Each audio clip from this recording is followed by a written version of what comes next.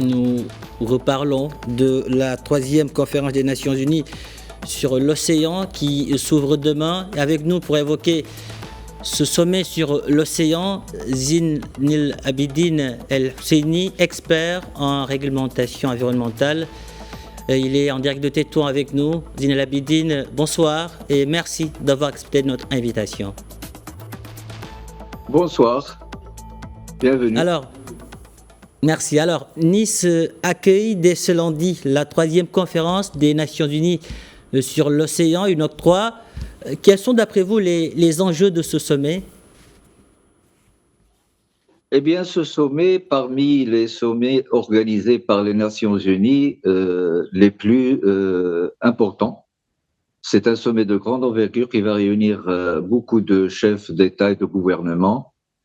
Et c'est le troisième du genre qui est organisé par les Nations Unies.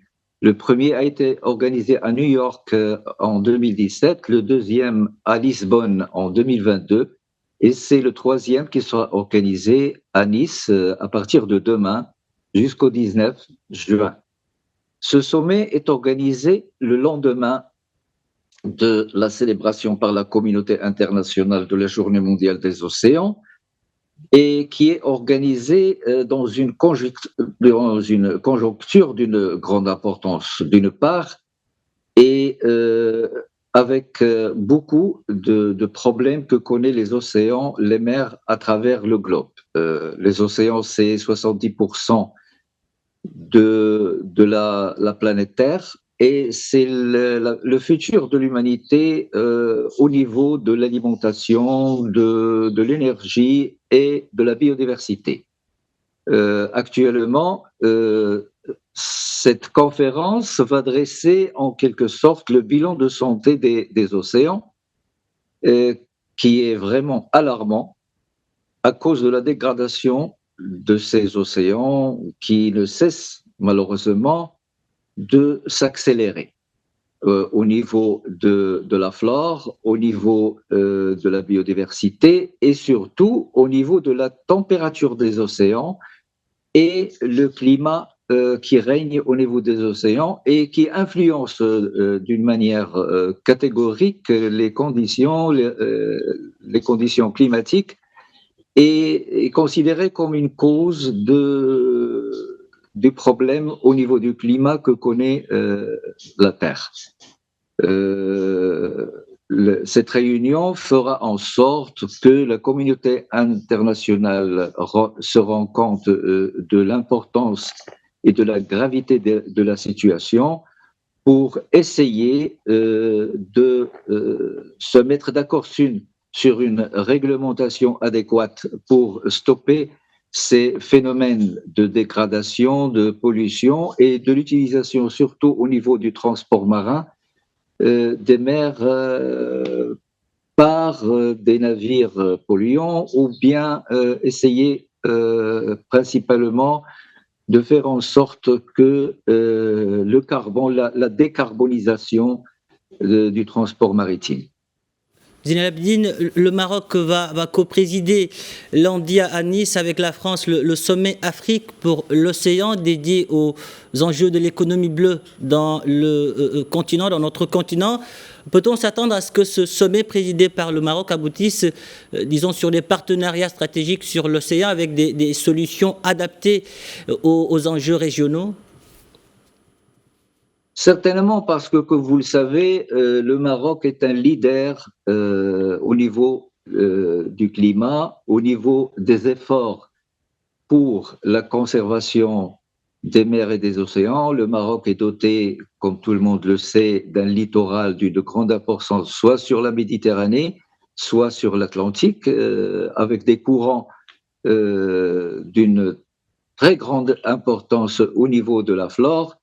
Et le Maroc, depuis la COP 22 organisée à Marrakech, suite à la COP 21 organisée à Paris, est comme je l'ai dit, est un acteur, un grand opérateur au niveau de la conservation, au niveau de la législation et surtout au niveau de la coopération africaine au niveau de la conservation des ressources naturelles de l'Afrique, qui est considérée, comme vous le savez, c'est le futur de l'humanité au niveau de l'alimentation.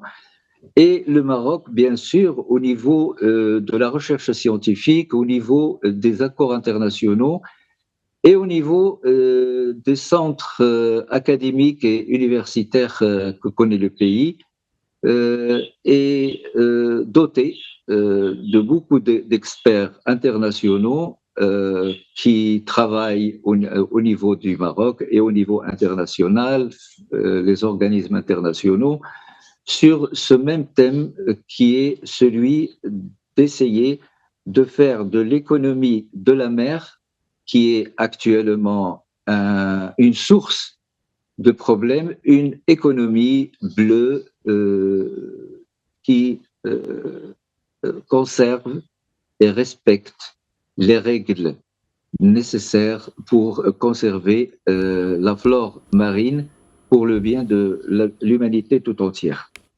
Donc, si on vous suit, le choix porté sur le Maroc pour coprésider ce sommet Afrique pour l'océan est loin d'être anodin, d'être fortuit. Alors, la ratification de l'accord sur la biodiversité marine, on en parle, au-delà des juridictions nationales connues sous l'acronyme BBNJ, est identifié parmi, on va dire, les priorités de la conférence de Nice. Cet accord pourra-t-il décrocher sur la Côte d'Azur les 60 ratifications nécessaires à son entrée en vigueur?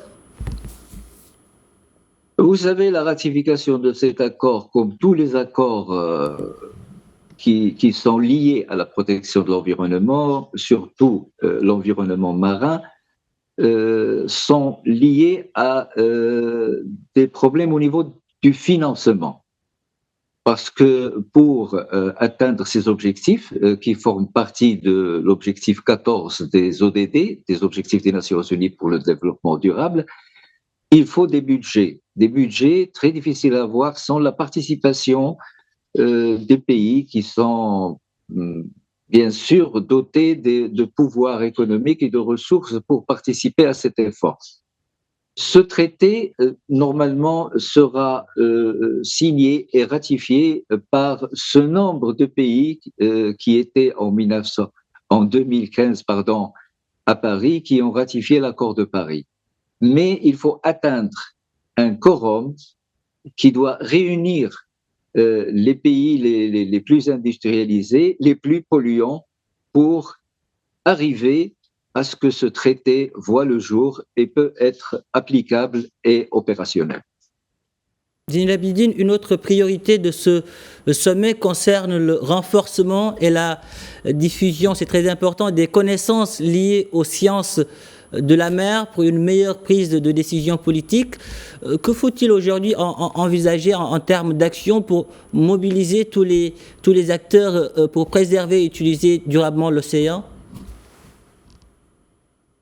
Vous savez, il faut d'abord mobiliser les décideurs au niveau politique et faire en sorte que tous les intervenants à ce niveau soient suffisamment sensibilisés, suffisamment convaincus que l'économie internationale, le développement durable est lié très fortement à ce qu'on respecte le milieu marin, à ce qu'on respecte surtout le transport à ce niveau, à ce qu'on respecte bien sûr l'accord de Paris, parce que, comme vous savez, la température de la Terre est liée à la température des océans, et vous savez, à l'Antarctique, au niveau, parce que les dernières années a enregistré une élévation du niveau des océans. Et c'est vraiment très dangereux pour l'avenir de l'humanité.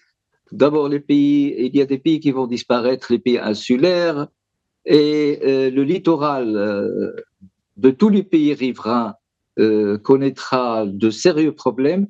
Et c'est pour cette raison, et je crois que l'organisation de cette conférence à Nice est plein de signes au niveau de la conservation, surtout de la Méditerranée. La Méditerranée, qui est actuellement considérée par les spécialistes une mer agonisante, sans être vraiment trop méchant, mais la vérité, c'est que ces ressources marines sont, dans un délai de temps très court, menacées par la disparition ou par la dégradation. Mais il faut se mobiliser pour léguer un avenir radieux aux générations futures. Zinel Abidine El Husseini, merci. Merci pour toutes ces précisions. Merci d'avoir répondu à nos questions. Je vous remercie.